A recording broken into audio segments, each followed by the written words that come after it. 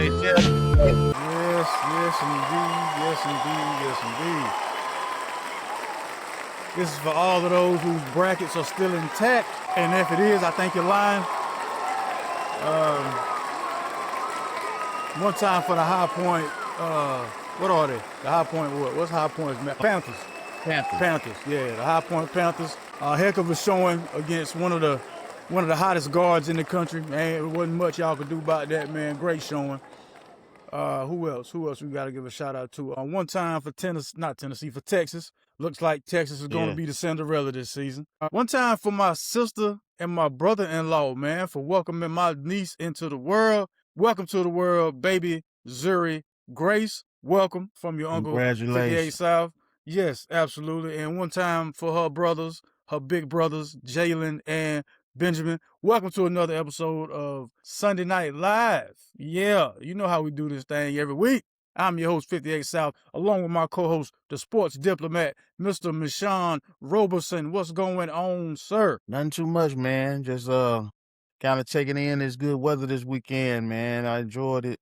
The spring right around the corner. I had a good weekend. Man, spring is here. Mm-hmm.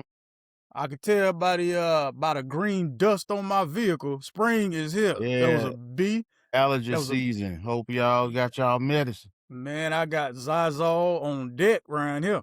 Got to have it, man. Okay, so let me ask you this before we even get started, right? It's still regarding the tournament and everything. What is the most interesting job to have on the staff or within the school regarding the tournament without being a player?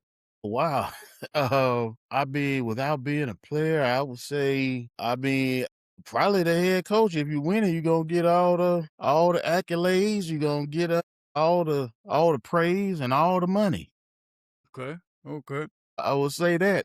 But I guess if you're talking about from a pure enjoyment standpoint, I would probably say maybe being like the on a winning team, the local play-by-play guy or a person, that travels with them calling the games. And if they're winning, they're playing exciting games, I imagine that'd be a pretty cool job to have. I don't know why that wasn't the first thing I thought about considering, I always want to talk to somebody who's in the band for one of the big schools. In the band. Yeah, I just always want to speak to somebody like, how was that experience for y'all? Like, what is that like? Man, it's probably fun, man. I mean, they get to do a lot of frolicking, as you would say, out there. But that might be a misconception. That's why I want to know. I'm like, so is it like just a big field trip for y'all, or y'all have curfews out there? Like, how does that work for the band? Oh, what's up, Tiff? One time for the break room 411. Really appreciate you for stopping through. What's going on with you? But yeah, the band. I wanna speak. If anybody knows someone that was in the band at a Power 5 school or just at any school that had an NCAA tournament experience, anybody who was with the blue and gold marching machine that year, the A&T won their play-in game, it still counts. You know what, man? It's probably like to what you're talking about. It's probably more fun to be in the band or something like the High Point folks. Mm-hmm. I bet you they enjoyed themselves. The High Point band, where they traveled the couple when they had that win, or somebody like that may get to the Sweet 16, a High Point type school. I don't know, a Utah State. Somebody that's more Cinderella. They probably enjoy it a lot. The teams that's supposed to win, maybe it may not be as enjoyable for them because they supposed to get there. It's expected. So it's pressure on them. It's like either Final Four or it's a failure for the bigger school. That's one way to look at it, man. I haven't heard anything about a men's NIT. Well, hold on, that's not true. That's not true. I almost lied on this camera because that's exactly where Juice was going after the last episode. He said he was going to watch Wake Forest play somebody in the NIT. I don't know. They in the third round now. They done already played 2 rounds in the NIT. Okay, so they got what 2 more to win and then their championship? I think so. Yeah. Wow. Congratulations, man. Now, I don't know. I know I've seen like South Alabama was in it. I looked at a bracket, Wake Forest. I saw Wake Forest was in it, and Auburn, those schools that was just on the cut line. That's what they playing in. Let me ask you this then. Do you think the loser of the first four the last four end games, whoever loses those games should automatically be eligible for an NIT game? Well, they usually always are. Oh, you mean when they get to? I get your question. When the ones like, that lose the first four, no, I don't think they should be. Say that's it. That's it for I them. think that should be it, man. Okay, They don't want no tournament wants no leftovers, man. You ain't really want to come to our stuff. Well, no, it wasn't Oh well, about no, not they wanting to want to come. come. They just Yeah, couldn't win. we eligible over here, you know what I mean? I'm eligible to sit at the grown-up table, but I mean, if ain't no room over there, then I'll sit at the kid table to eat if I ain't got no other choice. But I mean, there's room over there for me. So I'm gonna go over here and see what that's like. Well, maybe they'll consider that because I don't like when like North Carolina did it one time when they didn't get into the tournament. They just like, I don't want to play in the NIT, and NIT got some good ball over there. Now, if you don't get in it and they invite you, I think you should go. Just like bowl games. Notre Dame did it this year when they didn't get into the playoffs. Said we don't want to play. We don't want to play in no bowl game. All right, that. So I think if you don't get in the big tournament, you should accept to be it there because say if you win it, that's still a championship. That's still a springboard into your next year. I think it depends on the school on how they feel about it. Like, I don't see a blue blood celebrating the NIT championship. Matter of fact, Shaheen Holloway, the coach from Seton Hall, they turned down the NIT this season. This year? Yeah, they turned it down. It's two ways to look at it. I'm thinking as far as the coach goes, he's setting a standard for the guys. Like, this is not our expectation. So it's either I don't want to say real tournament, but it's either the winner take all tournament or there's no tournament. So this way you guys know that's all you're playing for. So that's the goal we set, the standard we set here. That's the expectation. That's one way to look at it. The other way to look at it is, of course, you think you're too good to play in the NIT now. Well, I don't even look at it like that. Like to your point with Shaheen Holloway, it's cool to say that throughout the season, when you grinding and you trying to get into that NCAA. But when you don't get there, what other options do you have other than not playing? I guess. But what's the downside of not playing in a postseason tournament? Huh?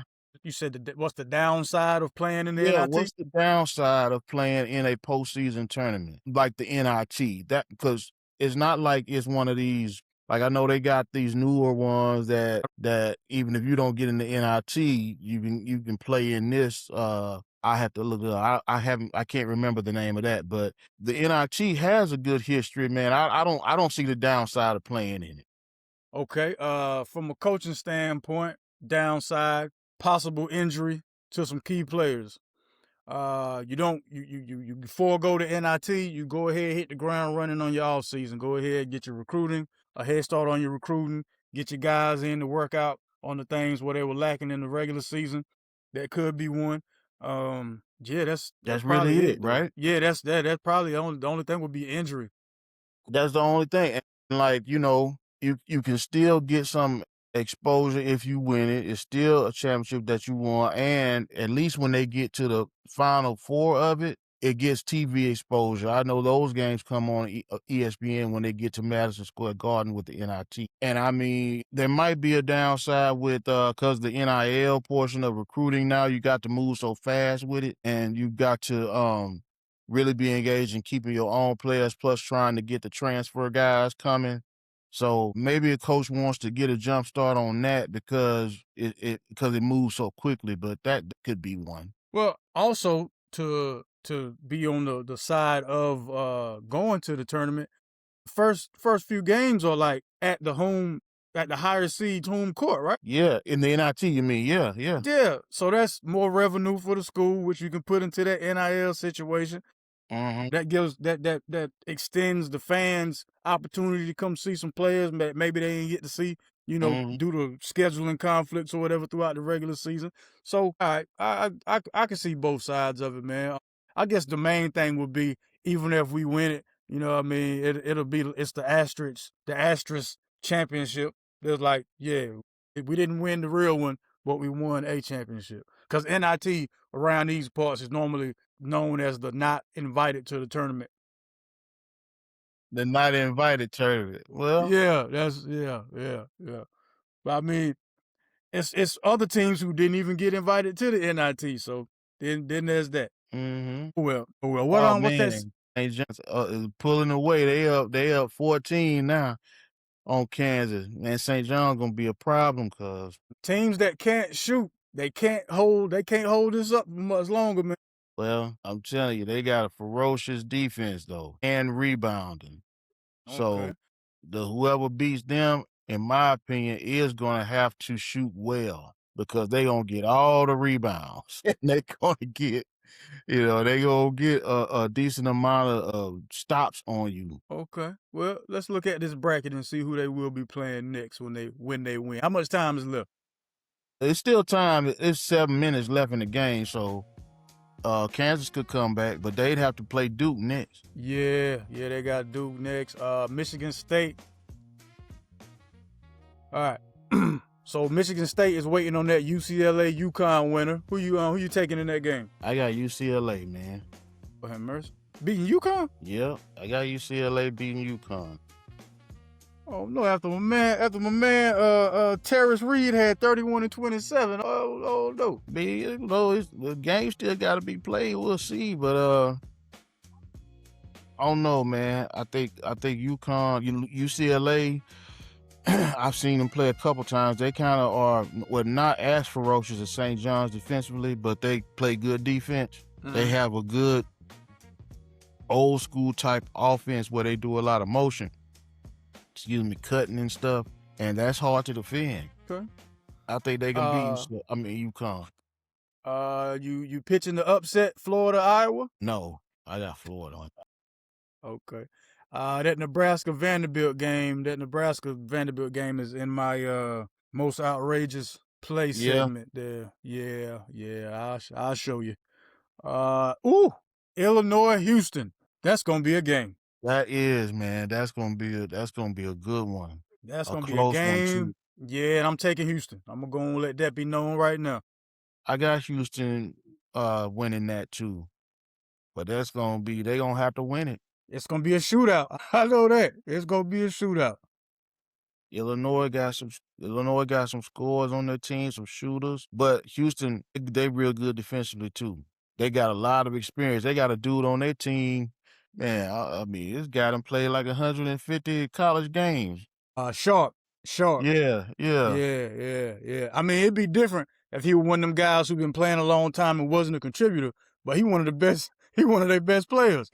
He been playing for that team the whole time. So, yeah, they got a lot of experience. All right, Arizona, Utah State, that'll be later tonight. Man, I don't see any reason why Arizona shouldn't steamroll Utah State. I could be wrong, but the way I seen Arizona, matter of fact, the way I seen Arizona beat Houston at Houston with the way they play defense, I don't think it'll be close, man. I agree. Then the winner of that will have to face Mr. Acuff Jr. Hey, man, that's the one.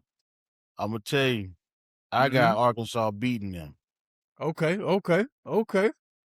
I just think Arkansas backcourt is they good, man. I like the way they play. I like the way Calipari coach them.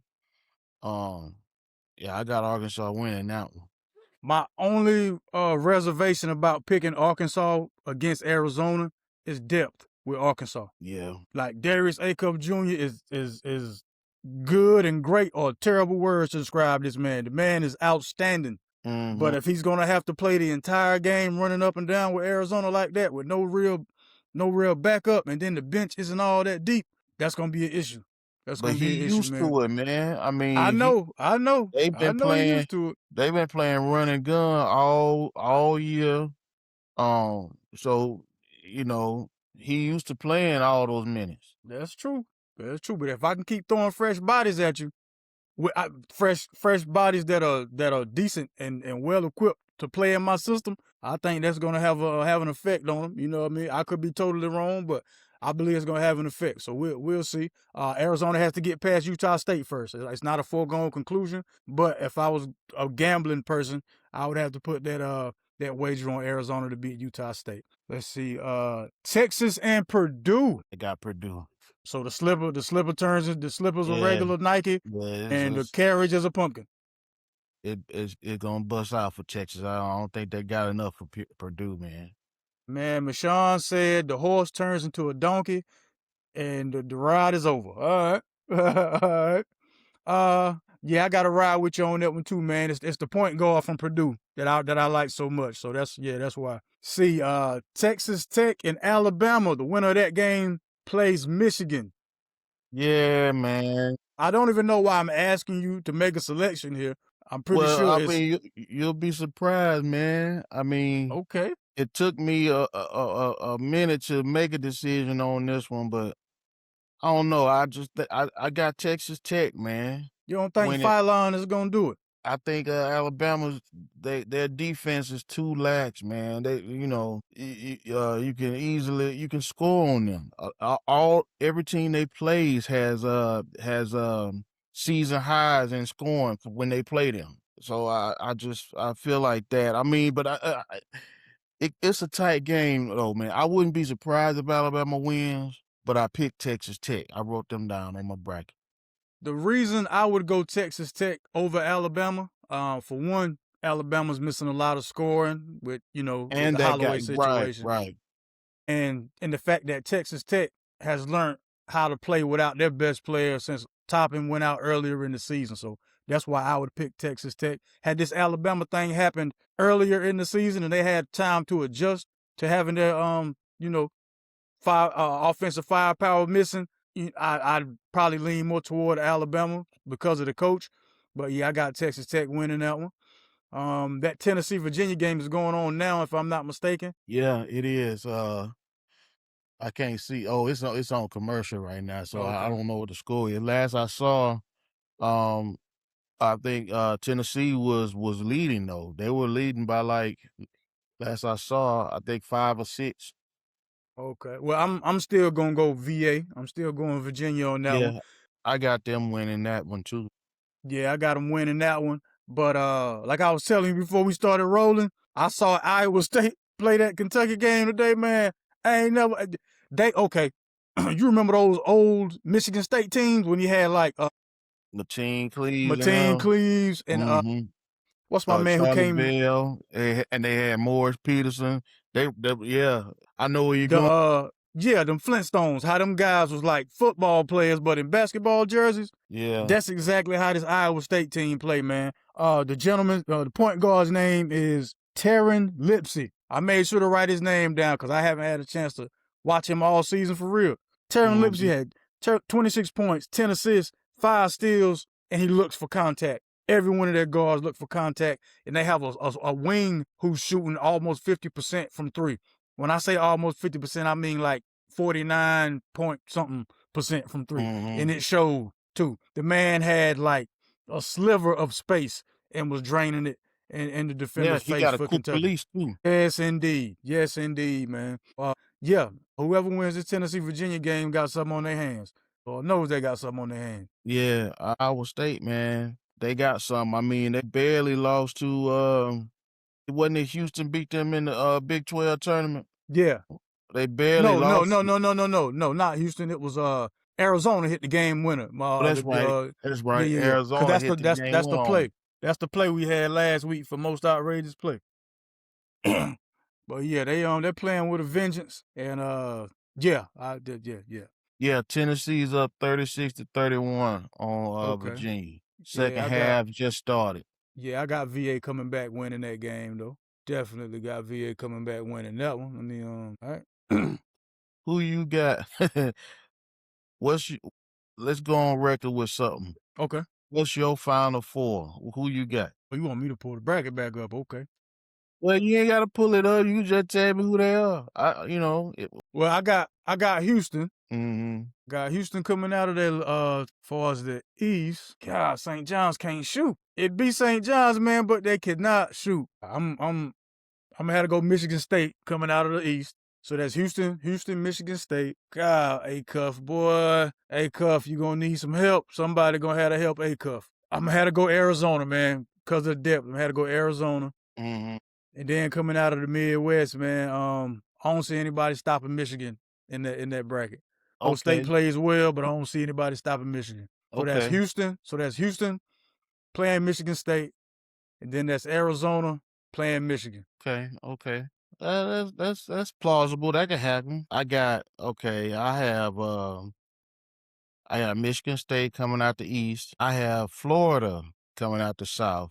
I got Florida beating Houston in that Elite Eight game. I have Purdue coming out the West, and I have Michigan coming out the Midwest. So I got three Big Ten teams in there, and Florida. That's I said Houston, Michigan State, Arizona. That was my other one. I'm trying to write them down. See which one of us is the closest. Because to be quite honest with you, okay. So Arizona, we differ on Houston and Arizona. Mm-hmm. Yeah, man. Purdue's coming together at the right time, but I don't see them going to the Final Four. I think they can, man.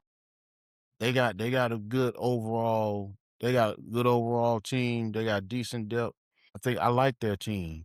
And Michigan just got a whip over there. I think Michigan gonna run through everybody. When Lindenborg, however you pronounce his last name, when I seen the man do the Euro step, then bang on the dude, like this fella's different. Yeah, it's different, and they got some size over there in Michigan. They play. Their defense is pretty good, and they got like you said, London boy. He different. Cadeau, man, they got Elliot Cadeau. They went to the UNC yard sale, got him a point guard. You know what I mean? Mm-hmm. Wish he looked like that when he was in Chapel Hill, but you know. Sometimes, man, the different spot get you rejuvenated, man. You know. Ian Jackson, another one. Ian Jackson. One time for Van Allen Lubin. How your season going, sir? Yeah, first 4 out. Well, excuse me, one of the last 4 out with NC State. Yeah, wasted a scholarship on you. Since we talking about NC State, we might as well go ahead and address the elephant in the room, man. Hubert Davis. He's obviously the top coach on the hot seat. There's everybody else's job is safe right now except Hubert Davis. No matter what you did all season. And Sharon Moore might even have a chance at coaching again compared to what Hubert Davis got going on, right? I want to make sure I say this right. I know the anger is justifiable because of the way that you lost. And it's not the first time that you had a large lead, in the NCAA tournament and ended up losing. Case in point, you had a championship in your hands against Kansas. Yep. In your hands and came back and lost that game. I currently believe, as I did after they lost that game, they want to get rid of you as soon as possible now because you had it in the bag and lost it. No, that gave them some security. Told them you're going to have, you got a contract. We're going to run it out. Now, not so much. I don't hear that same vote of confidence coming out from the I just call them the boosters. The boosters and the alumni. I'm not hearing that same passion and support, right?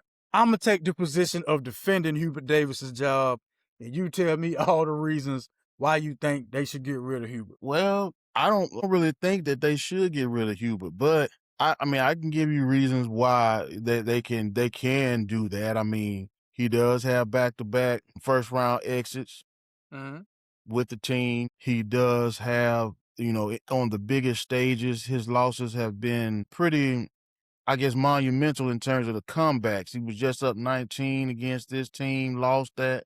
Like you mentioned with the Kansas, with the championship game, they had a big lead and lost that one.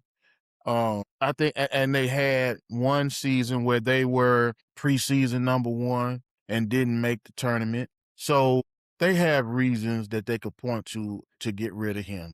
I guess I'm kind of taking the position with you on why he should stay. I think he should stay because he has delivered in terms of, I know Carolina's all about championships, Final Four appearances, stuff like that. But he's consistently giving them, other than that year that they didn't make the tournament, he's giving them 20 to 25 win seasons. Even that year, I was going to say, even the year they missed out, he won still 20 had games in it. Yeah. Yeah, even that year they didn't make it, they won 20 games. So every season he's giving them that kind of season. And as long as I've been watching college basketball, if you win 20 plus games, that's a good season for your team. He got to work on, and we've mentioned on this show quite a few times that he's got a very good recruiting class coming in next year. So he should have a good chance to win in the NCAA tournament next year. Now, if they give him another shot, obviously he gonna have to change his whole coaching staff. He gonna probably have to be the only holdover from this current staff that's gonna be there. They're gonna probably put that in the new contract, a new deal that they do for him, and he's gonna have to a game or two in the NCAA tournament at least to warrant them keeping him past next year. But I think he should get one more shot, man, because some of the names now I know it's Carolina, so North Carolina can probably get any coach they want if the coach is interested in coaching. But some of the guys that I've heard them talk about, they gotta have a guy in place, in my opinion, if they get rid of Hubert. People are saying they should try to get Jay Wright. I don't think Jay Wright want to coach no more. I could get him. And he's a good coach. Won at Villanova, won him 2 chips there. I've heard people talking about getting the Bulls coach. Hey, I'm all for that. I don't want him coaching the Bulls no more. Billy Donovan, hey, he has won before. The thing about it is, I think with both of those guys is they coached and won in a completely different era of basketball in college. The NIL has changed a whole lot of stuff with that. So who knows if those guys want to deal with that? I don't know. But those are 2 names that I have heard that they would be interested in if Hubert Davis lost a job. And of course, it's Carolina. They could have their pick of anybody. They might be able to pull whatever coach win a national championship this year to come and coach at Carolina. We'll see. But I'll defer to you. You probably got some more reason. Why should they keep him? I mean, I just was looking at, his accomplishments. First coach in ACC history to win 20-plus games in each of his first 5 seasons. We mentioned that. Third fastest coach in UNC history to reach 100 wins. 4 NCAA appearances in 5 years. Got him a regular season championship. It was the coach of the year. One of the main reasons he ended Coach K's career twice in 1 season. Yeah, he did do that. But they also comparing him to John Shire over there at Duke. They looking at that too. How Shire has been winning, getting to deep in the NCAA tournament. They gonna use that against him too. Well, if you want to use that against him, then you got to go out and get the same type of players that John Shire is winning with. John Shire's never had a problem with a half-court offense because his guards were great. We don't have I've been saying this the entire time. Before this start going bad, the guard play is weak. Everybody else, the guards are fine. Hubert Davis got is this, that. Look, Hubert can't lace him up and get on the court. All he can do is coach. That's all he can do is coach. But I digress. No other coach has had a perfect home record in Tar Heel history. 18-0 at the house. That's gotta mean something for job security. We talked about his record of great recruiting. Let him get another season at least with the guys he got coming in. Let him do that. But it's certain schools where the fan bases borderline spill into a cult. You know what I mean? So that's why there's some of them you just can't tell them nothing, man. Like, because I talk like this, I've been accused of, you're not a real fan. If that's what that means, if me having a common sense outlook on this means I'm not a real fan, then that's fine. I'll take that. Yeah, man. I mean, I agree. They got to look at this thing they got to look at the whole picture, man. And I saw something on a clip where, they were talking about how Carolina is in flux with like how should I put this? Who is running the sports administration? Like, is there AD making decisions or are boosters way more involved? They talked about, I know that Carolina's not a football school, but they was talking about Bill Belichick being over there. Like, half of the people in charge of Carolina did not want to, or over half the people in charge of Carolina did not want to hire him. But these particular boosters, obviously I don't know who they are, but the report said particular boosters had so much sway and I guess power with the powers that be over there that they made them hire Bill Belichick. is the same kind of thing gonna go on with Hubert Davis? Are these same kind of boosters gonna just say, I want a new guy, and they end up getting somebody, you looking like, hey, I might be on to something.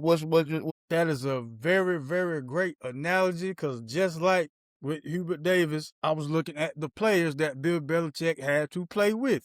It didn't matter what plays you called for that group of players, man. But he They brought them wasn't, all in, though. and they still, whether you brought them in or whether some of them was there, like that group of players in their first year was not headed for success. Mm-hmm. Like if you're telling me the gold standard now is you get 1 year to show improve, then you're gonna have turnaround worse than the call centers used to have. Yeah. And going back to what you had said previously on this topic about getting Jay Wright, looking into my camera here, talking to all Tar Heel fans, Tar Heel nations, boosters, anybody associated with the Tar Heels. If you go get Jay Wright, you will officially become the first Kevin Durant University. So you couldn't beat him. Now you want him to be your coach. Yeah. That's Don't what I pull, heard, man. People don't pull that one. Don't pull. Yeah, but I bet you that they gonna try to get him, or I don't know. If they do fire Hubert, I think the best advice I could give them is don't get nobody that's not used to NIL, man. You got to get somebody that has been coaching in this environment. If you try to go back old school, even with Jay Wright, you think he left Villanova because he just was tired? Nah, he ain't wanna do the NIL stuff. That's why he left there, in my opinion. So is he gonna wanna come and St. John's just won too. But yeah, you're not gonna be able to you need to hire somebody if you let Hubert go, somebody that can handle this NIL landscape. That's what they need to do. I'm gonna be surprised if anybody outside of the North Carolina Tar Heel family is a head coach. This would be the first outside job this would be the first outside coach that I know of in my 41 years of living. Mm-hmm. Yeah, they keep it in the family. And that's the thing. So my next question would be, well, so who next? Who's next in the line of succession then? If you're gonna get rid of Hubert? Probably. Who's Sean May? In that guy, I've heard, this guy is a coach. I forget the school he coached at, but Wes Buzz Miller got Peterson. fired. Oh, Buzz Peterson. Buzz Peterson is a Tar Heel, former Tar Heel, right?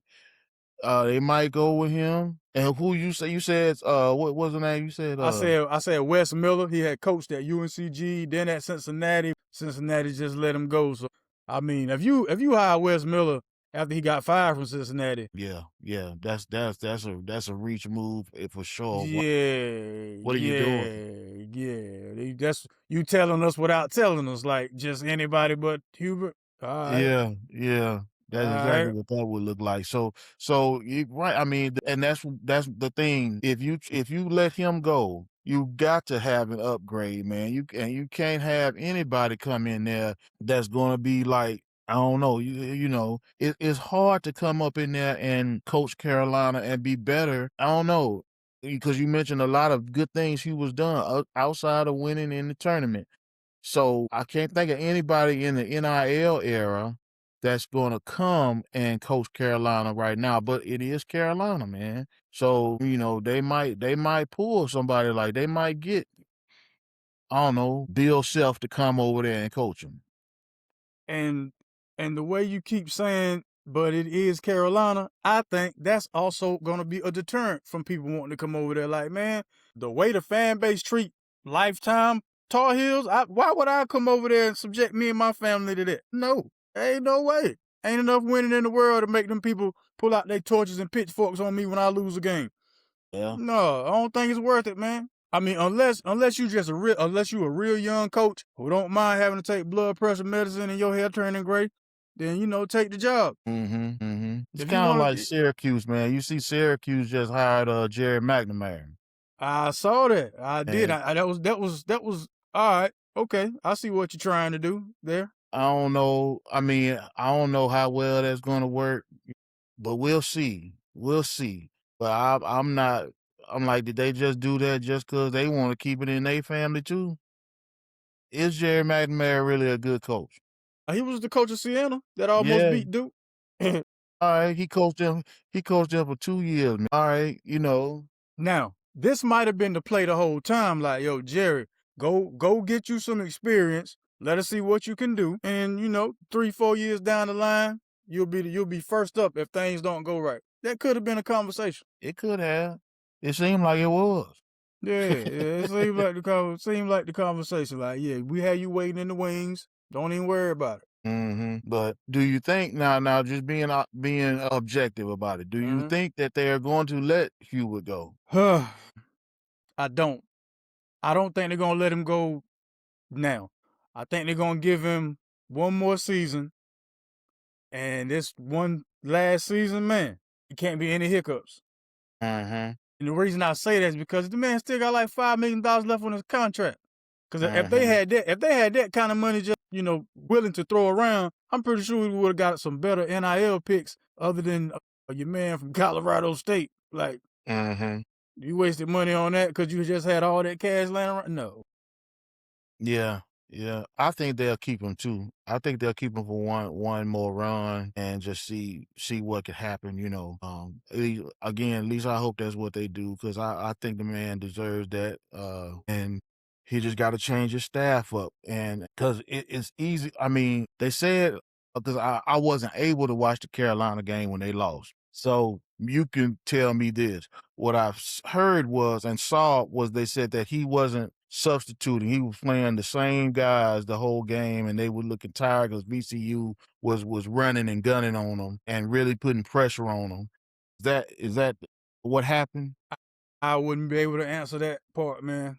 I didn't get a chance to watch the game, but I didn't need to watch it to know that they were going to lose. I said that.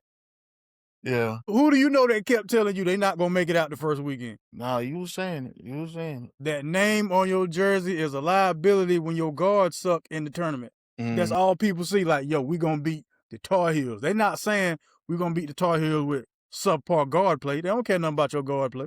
Sharks in the water, NCAA tournament time, and we got Chum in the backcourt. Yeah.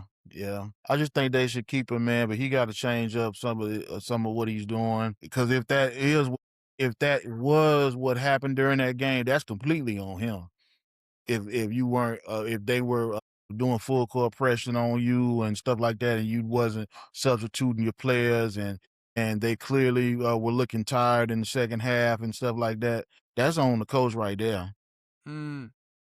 If that happened, then that's what I heard happening during that game. Man, it didn't matter what happened in that game. I told everybody, they not making it out that first weekend.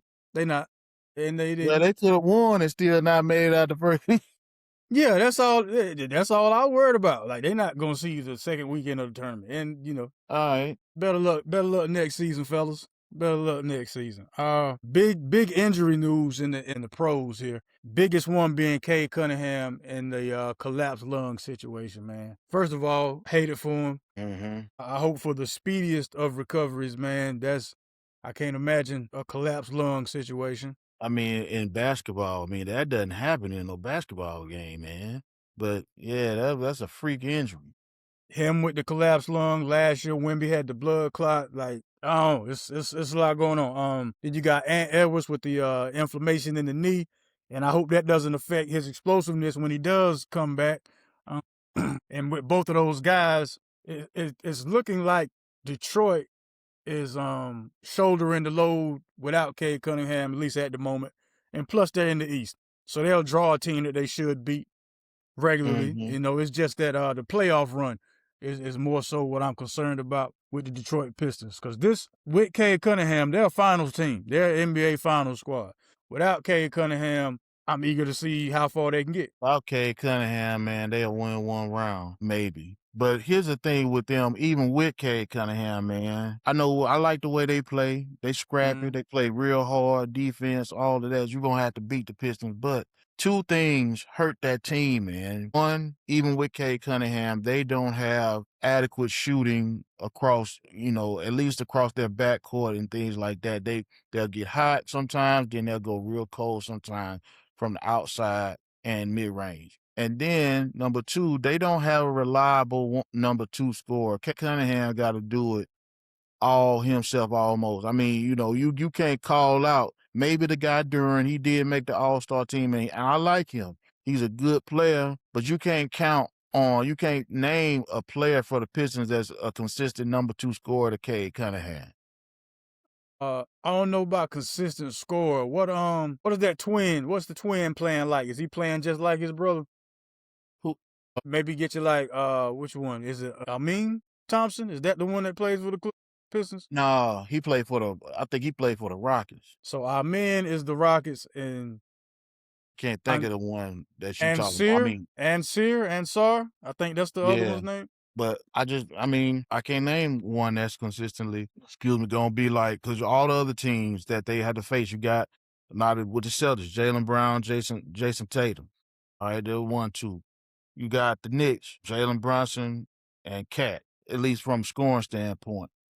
You know, the other teams they have somebody else that they can kind of lean on, say if the main scorer is not having on their game that night. Cade Cunningham, even when he's playing now, this stretch though, when he's out, may establish who that second guy is. Yeah, because they got to learn how to play without him, and so far they doing a good job. I mean, they won a couple games, so maybe this will establish who that second guy is, and they can roll when he come back. Whose injury is more detrimental to their team, Cade Cunningham or Anthony Edwards? Cade Cunningham. I think Really? I think so. Well, yeah, I think so in the long run. The West, let me say this. The West is the better conference. So Minnesota might hurt more because of it. But I think they have more of a they have more guys on their team that can pick up some scoring load with him out. Like they could lean on what's the gosh, I done said his name plenty of times. Who's that guy? Julius Randle. They can lean on him some in the game. I like Nas Reed, man. Maybe he start with Ant Edwards out. I think he's a good scorer. Those other guys, McDaniels, and they can get hot. Yeah, they can get hot from time to time. They might not be reliable all the time, but they can get hot on a certain occasions and maybe pick up some of that slack. On the Pistons, like I said, man, he's a good player. But can he not stretching no defense out. He not doing he's that getting at all. rebound, and he might get a post game going, and I love players with post game, so I like him. But I'm saying I just think the Pistons hurt a little more without Cade than Minnesota without Ant. Okay. I was thinking the Timberwolves because of the conference they're in and how they could easily fall down into the standings. But they can, and you're right. You make a great point. You make a great point though with the extra scoring that they have as opposed to the Detroit Pistons. Mm-hmm. They do. I agree. Take that. I think they do. Well, ladies and gentlemen, it's time. Well, unless you had something else you want to talk about, I was gonna get to our favorite section. Well, at least my favorite section. Well, a couple of things, man. Since we was on the NBA, I wanted to just bring up the Lakers. Obviously they have won. I think they won 10 of 11 or something like that. Mm-hmm. And a lot of people are feeling like they might be contenders because they have beaten Houston 2 times. They've beaten Denver. They've beaten New York Knicks during this streak. What do you think about that? I don't think any one of those teams you just named, they could beat them in the series. I think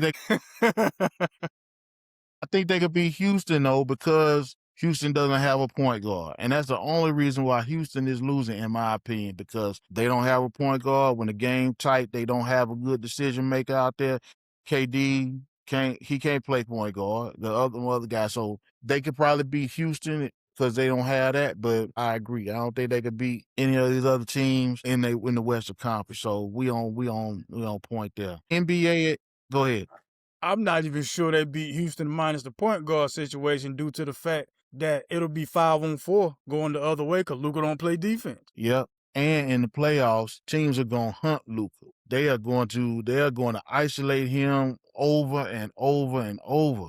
You think, I mean, people talking about on these sports analyst shows that DeAndre Ayton, they got he's accepted his role as a putback guy and as the just the rebounding and stuff. Can he cover up for Luka on defense? He can't. He ain't gonna be able to cover Alfred Sengun. So He I ain't know gonna good be and able well. to. Because when people they've been bringing up, well, Luka was the last team to put out OKC when he was with Dallas, when Dallas ran to the finals. Okay, those guys, Gafford and Lively, man, they covered up so many deficiencies defensively that Luka had during that run. A whole lot of them. And I'm not sure if your boy Ayton, if he can do that. And definitely he's the only one that's close enough on the Lakers that might be able to do it. Outside of him, nobody else can cover up for Luka's defensive issues in the playoff series. So I don't think they really a threat, but I wanted to bring that up. Yeah, what it's gonna do is it's gonna make it look like it's gonna be an upset if they keep moving up in the standings. Then have to play somebody. Yeah, it's just gonna look like an upset in the playoffs. That's all that's gonna do. But what else you got? NBA expansion. I know you heard about them talking about putting a team in Las Vegas and back in Seattle. Tracy McGrady said if they did that there's not enough talent to support 2 more teams. What do you think about that? The Seattle situation, I can see that. Vegas, you got to be crazy to put an NBA team in Las Vegas. Like, what? Hey, I saw something funny too. We're talking about putting an NBA team in Las Vegas, and the meme said they already got their coaching point guard. It said the coach is gonna be Chauncey Billups and the point guard gonna be Terry Rozier. Man, but straight up though, yeah, man, you gonna put an NBA team in the gambling capital of the world? Well, they can't just add one. I think they gotta add 2 if they add any. Let's see. Seattle, we good. Seattle and they gotta think of another second seat. I think Vegas is a terrible idea. Plus, if they put one, I guess they're doing Vegas because they got the women's team there. I'm guessing that's why they're gonna put a male, a NBA franchise. But if they do Las Vegas, the new teams that they already got in Vegas don't really get no support. The Raiders, you go out there, man. You watch their games on TV. It's a road home game for them, home. But yeah, I do think this though. I don't see there being a lack of talent that they could field 2 more teams in the NBA. I think there's enough talent for that. Yeah, I mean, there should be with the G League and, then just poaching players off other teams, having expansion draft like they did when they got the Raptors and all that stuff. Then you got a pretty, I ain't gonna say great, but a pretty decent draft class getting ready to come in, man. I think they can, man. You got all the foreign leagues too. You can get players from over there. I think they can field 2 teams. But that's all I had, man. I know you want to get the HBCUs, which I'm good with. So let's roll with that. Yeah, man. Let's get to the HBCU section. I always gotta show love to those who show love to us, man. I definitely want to congratulate all the HBCUs who made it to the NCAA tournament. You had the Howard Bison, of course. Congratulations.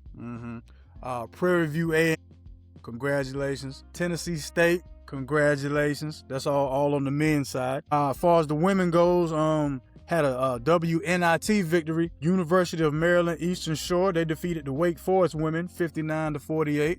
Congratulations, doing big things. Who's there? We were talking about coaches earlier. We were talking about Hubert Davis and how he's had 20-plus win seasons every season he's been there, and they're still considering letting him go. Well, Olivia Gaines, she's a old player of Don Staley's and also a Don Staley coach and disciple. Allen University is letting her go after her 2 seasons, which she compiled a record of 36-19.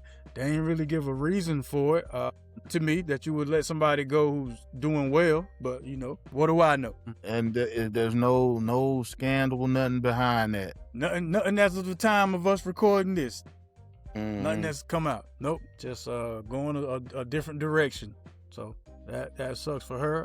Hope she lands on her feet. If nothing else, hope she gets to be on the staff of a Power 4 or Power 5 conference just until another opportunity opens up for her, man, because that doesn't make any sense. Keeping in mind with the coaches, y'all remember Benji Taylor, right?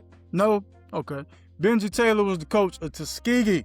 Benji Taylor is suing Morehouse and the Morehouse police for being arrested. Yes, you heard me. He's suing. I'm not sure Not sure what the payout or the W would be in this situation. Good. I don't know. Well, I saw that the lawsuit is for $1 million he trying to get from them. Yeah, it doesn't seem like a lot for being humiliated like that. Mm-hmm. And I mean, what happened to him was just really uncalled for, man. I mean, and that cop, I don't know. It just seemed like they was power tripping on old boy then, man. I don't know. That's what it seemed like. Mm-hmm. Maybe Skeegee and Morehouse is a huge rivalry, and they just wanted to humiliate old boy. But yeah, it seemed that was definitely out of pocket. Yeah, that's a long way to go to humiliate somebody by putting them in handcuffs, man. You could have just hit him with a pie in the face or something. You ain't had to lock the man up in front of people. Yeah. Gracious I mean, sakes. how they gonna argue that camera and we'll see. Yeah, I at least want to hear the policeman's or the officer's justification as to why he felt like he had to put a man in handcuffs in front of everybody. Yeah. Like you ain't walk him off the court or like step to the side, let me talk to you. And plus the game was over. Like they getting ready to get on the bus and go home. The game was over, and the man was not approaching anybody in an aggressive way. He was just talking to the cop about what was going on the floor. You know what? Now that I think about it, I'm pretty sure the words renter and cop may have been thrown around. That's probably why he was put in handcuffs. It had to be something to that effect. Like, you ain't nothing but a glorified mall security guard anyway. It could have been that. You top flight, huh? You top flight, but you can't stop the football players from getting in line. And that's when everything went left. Had to be. It had to be something like that, man. One other thing I wanted to bring up about this could be part of HBCU section 2. Pee Wee Kirkland. Everybody know Pee Wee Kirkland, right? But man, he been in all the basketball documentaries. Man, real cool OG looking dude. Man, love the way he talking and everything. He was just inducted. It might have been a few weeks ago, but we didn't talk about it here, into the New York City Basketball Hall of Fame. And his HBCU connection is he played at Norfolk State back in the day. I think he played in the maybe from 1966, 67 through 1969, lighting them up. The man got his claim to fame really though from playing in Rucker Park in New York, but he was balling for Norfolk State back in the day. I think he was a guy averaging, man, he might have averaged 50 or 60 points a game back then with Norfolk State. But big shouts to Pee Wee Kirkland, man. Every time I see him on TV, I'm like, man, that's a cool dude. Him and Dr. J are the coolest dudes that I see get interviewed for a documentary. Shout out to Pee Wee Kirkland, man. Definitely shout out to Pee Wee Kirkland. Legend in 2 leagues, as they like to say, legend in 2 games. If you know, you know. If you don't, we ain't about to explain it to you on this show here. That's true.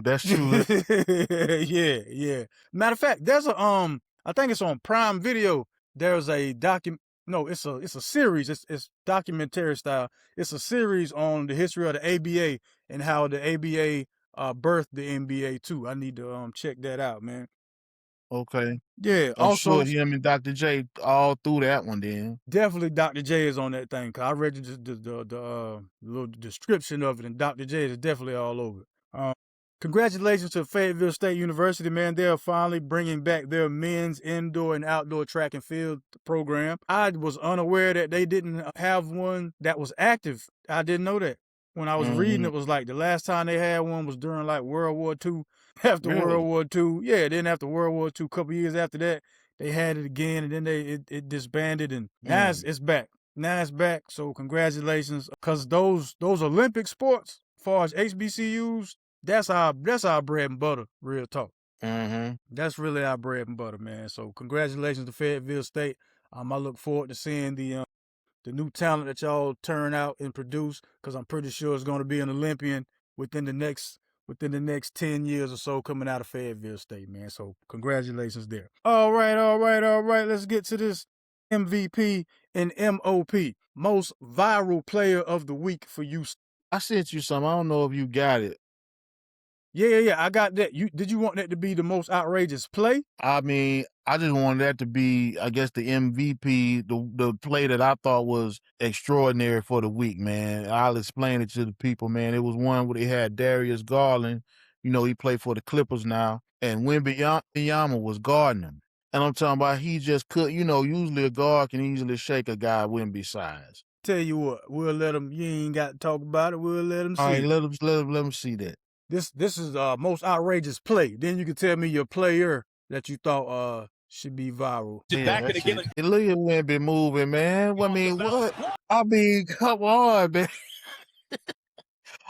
I'm talking about that was man, name me another time you see the big man moving like that defensively, man. I don't know if I could remember one outside of maybe Hakeem Olajuwon, maybe. Yeah, but Hakeem ain't 7'30" he ain't neither. 7'5".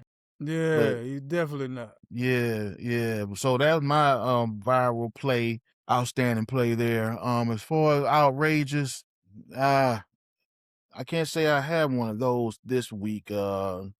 Actually, well, yes, I do. It just happened in the Kansas and St. John's game, and the announcement, man, you got to have these kind of baskets because you can't score on St. John's no other way. But Kansas got to stop on St. John's, and the guy was leaking out. He was snowbirding, and the guy threw him the ball, so he had a fast break dunk. Man, the rim blocked his shot. No. He tried to dunk it. The rim blocked his shot, man. I think the dude fell on his back, man. No, hold on. We're gonna find that right now. It happened. It happened in the St. John's and Kansas game in the first half, and the announcer was like, "Wow, you got to get that dunk because y'all can't score in the half court on them." And he missed that dunk. See, come on, Straight tell me got hung. Somebody tell me y'all got it already. Oh, come on. Blocked by Rim versus St. John's. Come on, man. Y'all got to have it. Come on, internet. Don't let me down. Is this it? That ain't it. Hold on, that was a buzzer beater for the win? What it was in the St. John's game?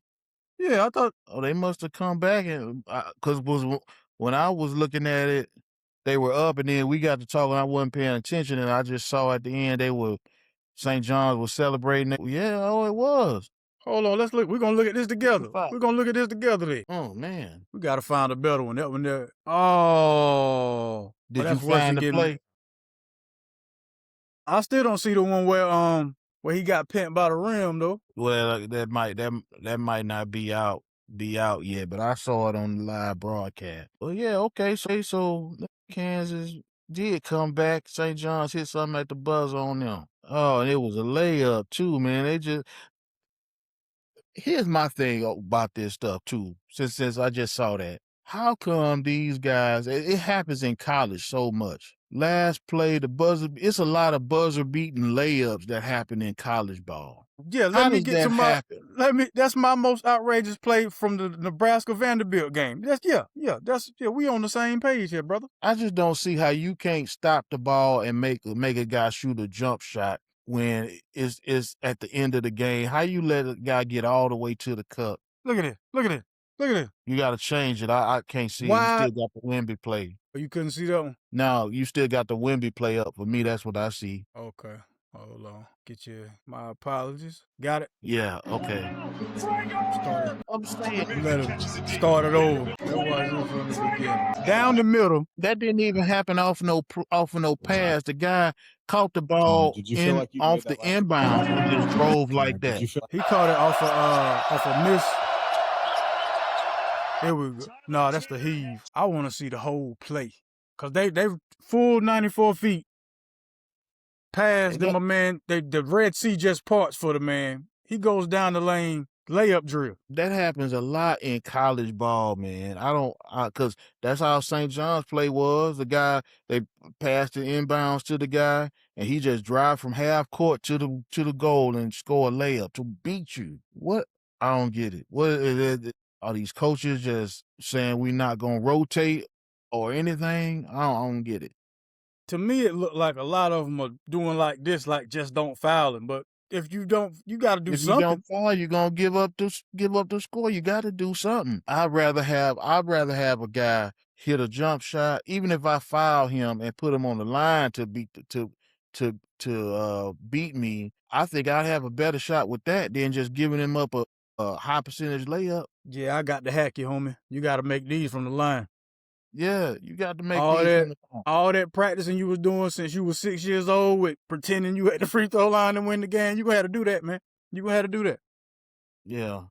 Most viral player to me, it was a toss-up between Darius Reed with that 31-27 game and with Mr. Darius Acuff Jr. Most points by a freshman, first 2 tournament games, 60 points. Most points by a freshman in a single game, 36 against High Point. I had to go with Darius Reed because of the 27 rebounds. Like, that's insane. That's crazy. That Furman, nobody on Furman knew how to box out. Apparently not, man. You know, one man had 27 rebounds. Hey, I guess even though with the NIL and they turning this into kind of like a professional league, you still have rookies that don't know what they're doing out there on the college basketball floor. Because what you said and what I said, how you let a man have 27 rebounds on you? 27, man. Almost 30 rebounds by one guy. Yeah. How y'all can't box him out? Y'all can't elbow him? Something. Stop it. So like no technical foul or nothing against this man? Mm-hmm. It's something else. But anyway. No, brother, good show, man. I don't have anything else. You know, this tournament is got a couple of good little buzzer beaters going. So viral plays coming all out of there. And yeah. I'm eager to see what the rest of the evening holds as far as these games. Now watch the later games be blowouts. Watch. Well, hopefully they won't. But my bracket's still looking all right too. I think I got 10 of them wrong, but the rest of them I still got Duke and St. John's in the next round. That's what I picked there. I picked St. John's to beat them. We'll see if they can. But they they play hellified defense though. They do. Yeah, but you're gonna have to score with Duke too though. You're gonna have to score. Yes, you are gonna have to score. Man, that game against Kansas, boy, they could have built a house all them bricks they were throwing up. I'm telling you. That's what I'm saying. But all right, okay. Any final words? No, not really. Again, just appreciate everybody that views the show. Again, we want to get you guys to, we want to get our subscriber counts up and get folks to, participate more in the chat and join in. So we encourage everybody to do so. But we appreciate everybody that's watching live or that's going to look at it later on YouTube. And I will say this, send us some ideas about, or maybe they could send 58 some ideas if you want us to talk about certain things that you want to hear about during the show, man. We'd love to get some feedback there. Oh man, yeah, just jump in the chat section here when we go live. We can talk about whatever y'all want to talk about, as long as it's pertaining to sports. As long as it's pertaining to sports. That's it. Y'all remember, man, these are still just kids playing. Some of them a little older than normal, but they're still just kids playing. Don't bet your house on a bracket. Don't bet your house on a bracket. Please don't. I know it's happening. Just bet responsibly. That's all I can tell you, man. As always, thank y'all so much for tuning in. We will see y'all same time, same channel next week. This has been another episode of Sunday Night Live with your man 58 South, the sports diplomat, Mashawn Roberson. Whenever you go outside, take God with you, man. Y'all be kind. Y'all be careful, man. Peace. All right. Yeah. All right.